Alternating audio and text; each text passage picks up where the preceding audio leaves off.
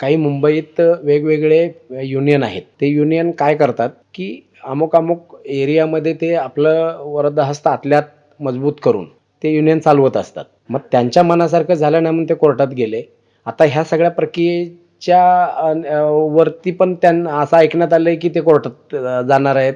ह्या रिझल्टच्या बाबतीत असं नाहीये. माननीय हार्ट कोर्टाने जो निकाल दिलेला आहे, तोही त्यांना मान्य नाही असं काहीतरी कानावर येतंय. पण जी निवडणूक प्रक्रियेचं तुम्ही बोललात, ते निवडणूक प्रक्रियेचा भाग असा होता, की 18 महिन्यानंतर निकाल लागला. तो कसा लागला? माननीय महापौरांनी जो विषय मांडल्यानंतर बांगलादेशाचा, तो तसा नाहीये. कारण जे निवडणूक लढले होते त्यांचेही युनियनच्या माध्यमातून कोर्टामध्ये प्रयत्न चालू होते आणि दोन्ही गोष्टी एकत्र आल्या आणि कोर्टाने ह्याच्यावरती निर्णय दिला, की ताबडतोब हा निकाल लावा. बांगलादेशी किंवा इतर देशातले कोणी असतील किंवा हे काही प्रशासनाला माहीत नाही अशातला भाग नाही. पोलिसांवर एवढा विश्वास आहे, की पोलीस ना एक दिवस दिला तर पूर्ण मुंबई साफ करतील.